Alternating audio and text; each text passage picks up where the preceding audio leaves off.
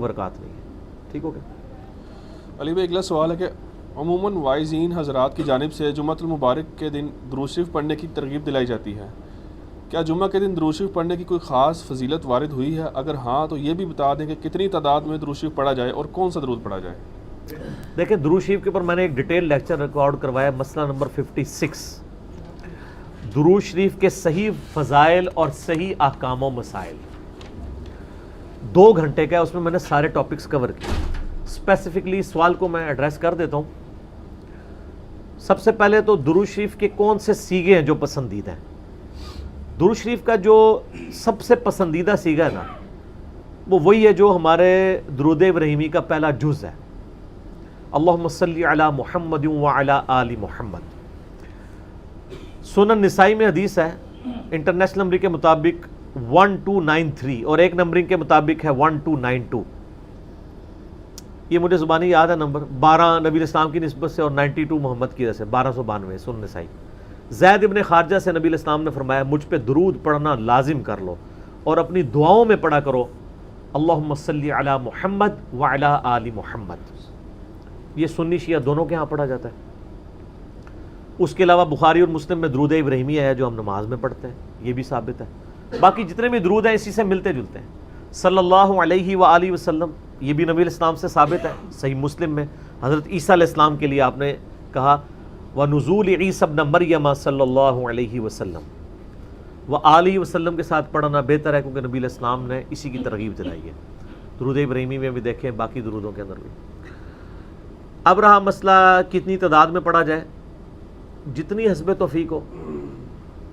مجموع الزوائد میں ایک صحیح سند کے ساتھ حدیث موجود ہے سنن طبرانی کے ریفرنس سے کہ جو شخص صبح کے وقت 10 دفعہ درود شریف پڑھ لے اور 10 دفعہ شام کے وقت، قیامت والے دن اسے میری شفاعت نصیب ہوگی. تو یہ بڑا آسان ہے.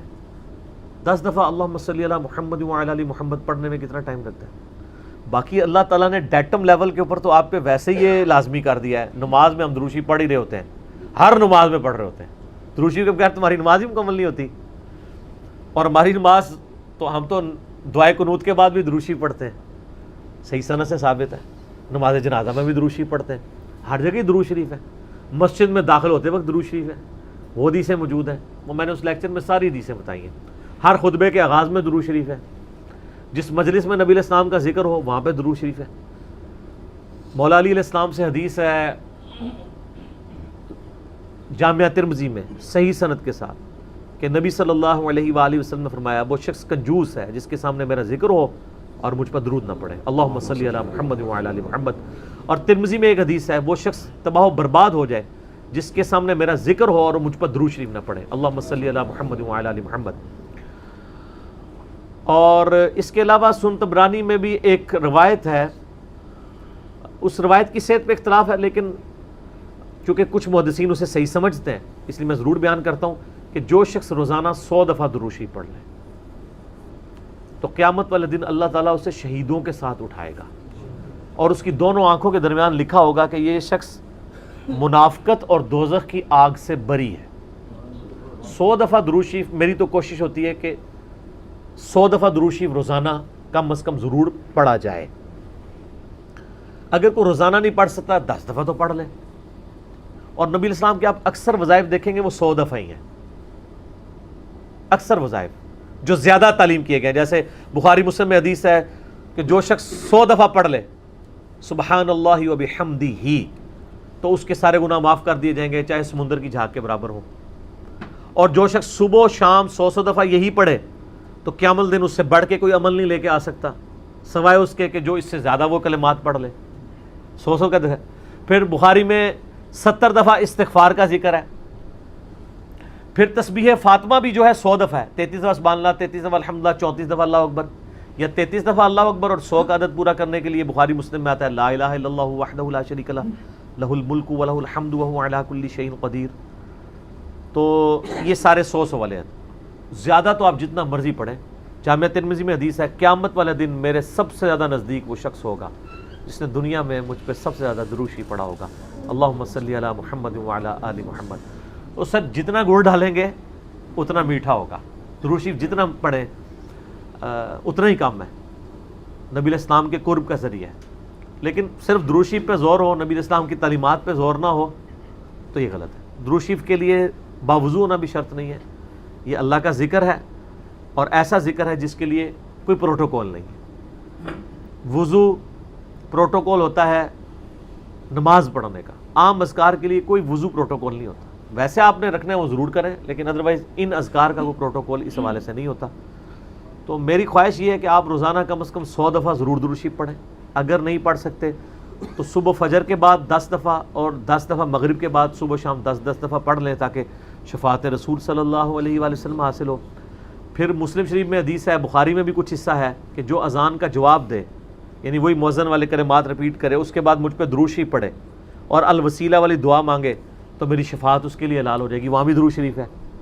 صحیح مسلم میں حدیث ہے جو ایک دفعہ 10 درود شریف پڑھے گا اللہ تعالیٰ اس پہ 10 رحمتیں نازل فرمائے گا۔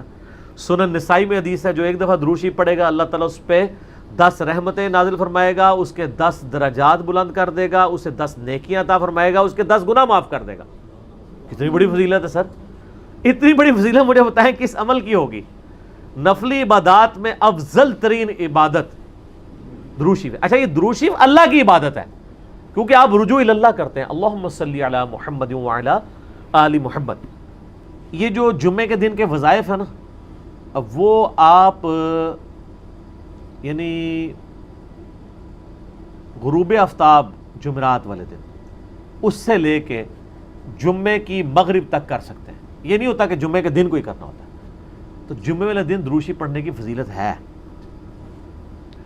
ابو داؤد کے اندر اور ترمذی کے اندر، سنن نسائی میں، ابن ماجہ میں حدیث ہے کہ نبی صلی اللہ علیہ وآلہ وسلم فرمایا کہ جمعے کا دن تمام دنوں کا سردار ہے۔ اسی دن آدم علیہ السلام پیدا ہوئے، اسی دن وہ فوت ہوئے، اسی دن پہلا سور پھونکا جائے گا، دوسرا سور پھونکا جائے گا، قیامت قائم ہوگی۔ تم جمعے والے دن مجھ پہ کثرت سے درود پڑھو، تمہارا درود مجھ پر پیش کیا جائے گا۔ تو صحابہ کرام نے جرت کر کے پوچھا یا رسول اللہ علیہ وسلم جب آپ مر جائیں گے اور آپ کی ہڈیاں مٹی میں مل جائیں گی؟ سر یہ صحابہ کے الفاظ ہیں، جب تک 295C نہیں تھی مدینہ شریف میں، ورنہ آج کل تو کوئی سوال کر سکتا ہے؟ یہ صحابہ پہ اللہ کی کروڑوں رحمتیں وہ سوال کیے تو میں عقیدے پتہ چلیں۔ تو نبی علیہ السلام نے فرمایا کہ ان اللہ حرم علی الارض ان تأکل اجساد الانبیاء، بے شک اللہ نے مٹی پہ حرام کر دیے کہ نبیوں کے جسموں کو کھائے۔ تو نبیوں کے جسم سلامت ہیں قبروں کے اندر، ان پر درود شریف پیش ہوتا ہے۔ تو جمعے والے دن درود شریف کی ایک خاص فضیلت ہے، جمعے والے دن ضرور 100 بار پڑھ لیا کریں۔ نبی علیہ السلام کی بارگاہ میں درود شریف پیش ہو رہا ہوتا ہے۔ وہ سنن نسائی میں حدیث ہے نا، زمین پہ کچھ فرشتے سیاحت کرتے ہیں، میرے امتیوں کا سلام مجھ تک پہنچاتے ہیں۔ اور میں نے دیکھا ہے کہ یہ حقیقت بات ہے، مسلمانوں کے جتنے مکاتب فکر ہیں ان میں سے 2 مکاتب فکر میں نے درود شریف کا بہت اہتمام دیکھا ہے۔ نبی علیہ السلام کا مبارک ذکر کرتے وقت پہلے نمبر پہ شیعہ حضرات کو میں نے دیکھا ہے کہ وہ درود شریف کا بہت اہتمام کرتے ہیں، اور دوسرے نمبر پہ اہل حدیث کے ہاں۔ آپ عرب میں چلے جائیں، آپ وہاں پہ عربی خطبے سنیں ان کے جمعوں کے، سر اگر ایک جملے میں 3 دفعہ آ رہا ہے نا تو وہ قال النبی صلی اللہ علیہ وآلہ وسلم پورا پڑھیں گے۔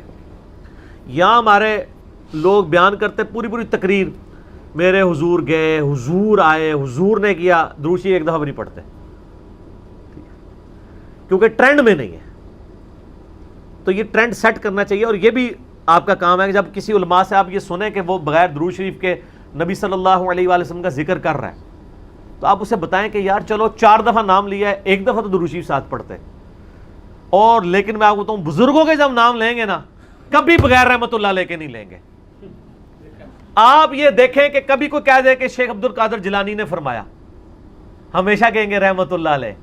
تو پھر سر ہم کیوں نہ کہیں کہ آپ بابوں کو نبی علیہ السلام سے اوپر سمجھتے ہیں، بغیر رحمت اللہ علیہ کا کبھی بھی یہ ذکر نہیں کریں گے اپنے بابوں کا، لیکن نبی صلی اللہ علیہ وآلہ وسلم کا ذکر کر دیں گے۔ تو درود شریف کا اہتمام کرنا چاہیے۔ نبی صلی اللہ علیہ وآلہ وسلم نے اس کی ترغیب دلائی ہے۔ یہاں پہ میں ایک مسئلہ عرض کر دوں، جو درود شریف کے دشمن ہیں نا، اہل بیت کے دشمن، اب وہ اکثر اس چیز کو اٹھاتے ہیں، وہ کہتے ہیں جی یہ جو درود شریف میں ذکر ہے نا اللہم صلی علی محمد وعلی آل محمد، یہاں آل محمد سے مراد نبی علیہ السلام کے اہل بیت نہیں ہے صرف، بلکہ پوری امت ہے، کیونکہ قرآن میں تو آل فرعون کہا گیا ہے، فرعونیوں کو، آل موسیٰ، تو یہ بھی آل محمد سے مراد ہے محمد والے نہ. یہ کہانیاں اس وقت تک تھیں جب تک کہ انجینئر صاحب کی ویڈیوز بخاری مسلم کی روشنی میں سامنے نہیں آئی تھی. صحیح بخاری میں یہ الفاظ ہیں کہ صحابہ کرام نے کہا اے اللہ کے محبوب صلی اللہ علیہ وآلہ وسلم، ہم نے سلام تو آپ پہ عرض کرنا سیکھ لیا ہے، السلام علیکہ ایھا النبی ورحمۃ اللہ وبرکاتہ، نماز میں. آپ ہمیں یہ بتائیے کہ ہم آپ اور آپ کے اہل بیت پر درود کیسے پڑھیں. آپ اور آپ کی آل پہ نہیں، اہل بیت. تو کوئی نبی علیہ السلام کا امتی جو غیر سید ہے اور وہ کہہ سکتا ہے میں اہل بیت ہوں؟ تو اہل بیت کے اگینسٹ آل محمد آپ نے تعلیم فرمایا. درود شریف میں آل محمد سے مراد اہل بیت ہے، نبی علیہ السلام کی جو اولاد ہے، یعنی آل علی، آل عقیل، آل عباس، آل جعفر، جو صحیح مسلم میں غدیر خون کی حدیث کے اندر موجود ہے. تو یہ یہاں آل محمد سے مراد اہل البیت ہیں نبی علیہ السلام کے. باقی ان پہ درود پڑھیں گے تو ہم پہ تو ویسے ہی رحمتیں نازل ہو جانی ہیں، ان کے صدقے ہم تک بھی پہنچ جائیں گی اس حوالے سے. تو یہ میں نے ایک ضمناً مسئلہ عرض کر لیا. لوگ بیچ میں نا یہ ایک پخے چھوڑ رہے ہوتے ہیں، تو میں نے اس پہ میرا یوٹیوب پہ کلپ بھی چڑھا ہوا ہے درود اور اہل بیت کے دشمن. تو اس میں نے بتایا تھا یہ یعنی اپنے بغض کا اظہار اس طریقے سے کر رہے ہوتے ہیں. ان کو تو کوئی چیز اس طریقے سے ہضم نہیں ہو رہی ہوتی نا، تو وہ جان بوجھ کے ایسی باتیں نکالتے ہیں. درود شریف پڑھیں. اور مجھے یاد ہے کہ 3-4 سال پہلے مجھے ایک بریلوی بھائی کا فون آیا، تو مجھے کہنے لگے کہ جی آپ کی ویڈیوز بہت اچھی ہیں، میں آپ کی ویڈیوز کی وجہ سے مسلک چھوڑا، سب کچھ سیکھا. آپ سے ایک ریکویسٹ کرنی ہے کہ آپ جب درود شریف پڑھتے ہیں نا تو آپ صلی اللہ علیہ وآلہ وسلم پڑھا کریں. تو آپ میری پرانی ویڈیوز دیکھیں تو اس میں صلی اللہ علیہ وسلم ہوتا تھا. تو میں نے اس کا پھر یہ مشورہ مانا، تو پھر میں نے آہستہ آہستہ اپنے آپ کو اس کا عادی کیا کہ وآلہ وسلم بھی کہا جائے، کیونکہ نبی صلی اللہ علیہ وآلہ وسلم کو یہ چیز پسند ہے کہ آپ صلی اللہ علیہ وآلہ وسلم کے اہل بیت کا ذکر کیا جائے. اس لیے درود ابراہیمی میں بھی اہل بیت کا ذکر کیا گیا ہے. اچھا، درود ابراہیمی میں بعض لوگ کہتے ہیں یہ جو آل ابراہیم کا ذکر ہے تو آپ یہودیوں پہ درود پڑھ رہے ہوتے ہیں. نہیں سر، یہودیوں میں کہاں درود ہے؟ اس میں ہے کہ اے اللہ درود بھیج محمد صلی اللہ علیہ وآلہ وسلم اور ان کی آل یعنی اہل بیت کے اوپر جیسا کہ تو نے رحمت بھیجی تھی. مثال ہے. اب والے یہودی تو ہے ضربت علیہم الذلہ والمسکنہ، یہ تو مغضوبی علیہم ہے، یعنی مراد وہ جو اہل توحید تھے بنی اسرائیل میں سے. کون؟ حضرت موسیٰ علیہ السلام، عیسیٰ علیہ السلام، یعقوب علیہ السلام، یوسف علیہ السلام، جن پہ اولاد ابراہیم تو یہ ہے نا. وہ تو اولاد ابراہیم نہیں ہے نا جس نے ابراہیم والے کام ہی چھوڑ دیے. وہ تو قرآن میں آیا کہ حضرت نوح علیہ السلام نے کہا یا اللہ یہ میرا بیٹا ہے. اللہ فرمایا اس کے تو اعمال ہی کافروں والے، تیرا بیٹا ہی نہیں، بیگوٹن سن تھا. تعلیمات پہ عمل نہ کرنے کی وجہ سے اللہ تعالیٰ نے بیگوٹن سن ہونا، صلبی بیٹا ہونے کا بھی انکار کر دیا. ٹھیک ہے، تو یہاں میں سیدوں سے بھی ریکویسٹ کروں گا کہ مہربانی کریں امت کے اوپر، اگر نوح علیہ السلام کا بیٹا ان کے طریقے پہ نہ چلے تو وہ ان کی آل سے فارغ ہے، اور آپ لوگ جو ہیں وہ چرس کے اڈے چلا رہے ہوں، شراب کے ڈھیرے چلا رہے ہوں. مجھے اگلے دن ایک بھائی کی کال آئی ہمارے ادھر ہی جرمنی سے.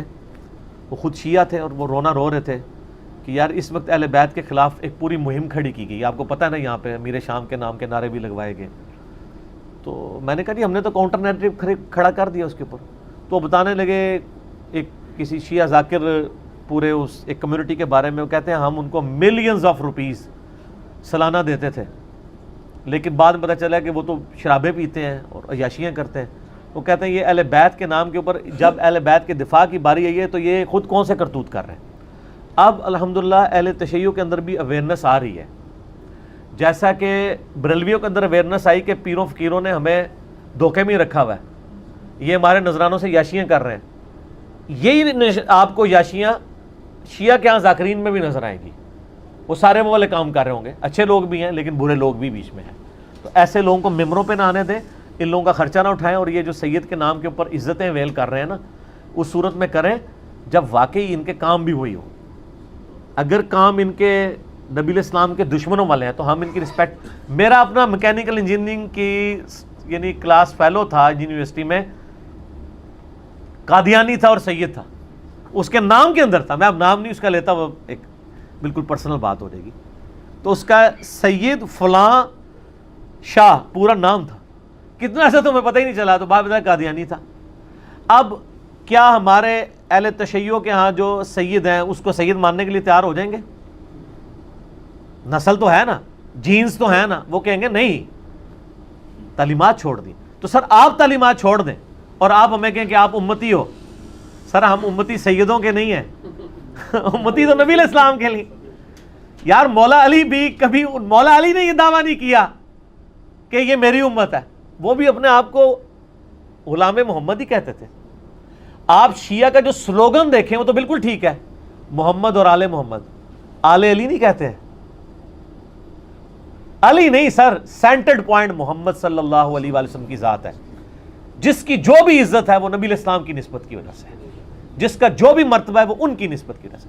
اگر نبی علیہ السلام کو بیچ میں سے نکال دیتے ہیں پھر کوئی شخص کوئی مرتبہ ویل نہیں کر سکتا۔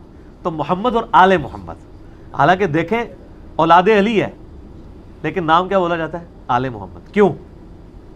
یہ اللہ نے رشتہ کروایا ہوا ہے سر۔ سنن نسائی میں صحیح سند کے ساتھ حدیث ہے، پہلے حضرت ابوبکر نے رشتہ مانگا تھا نبی علیہ السلام سے سیدہ فاطمہ کے لیے، جب تک کہ حضرت ابوبکر خود سسر نہیں بنے تھے۔ نبی علیہ السلام نے کہا میری بچی چھوٹی ہے، پھر حضرت عمر نے مانگا، فرمایا چھوٹی ہے، پھر حضرت علی نے مانگا تو رشتہ کر دیا، کیونکہ اللہ نے وحی کے ذریعے بتایا تھا کہ آپ کی اولاد یعنی جو آل محمد ہے وہ اولاد علی ہوگی۔ یہ سر آسمانی رشتہ طے ہوا ہوا ہے، یہ چھوٹا معاملہ نہیں ہے۔ تو اس لیے جو لوگ اولاد علی ہیں اور اہل بیت ہونے کا دعویٰ کرتے ہیں، خدا کے لیے اہل بیت کے نام کے اوپر آپ داغ نہ اور دھبا نہ بنے، بلکہ ان کی تعلیمات کو بھی آگے لے کے چلیں۔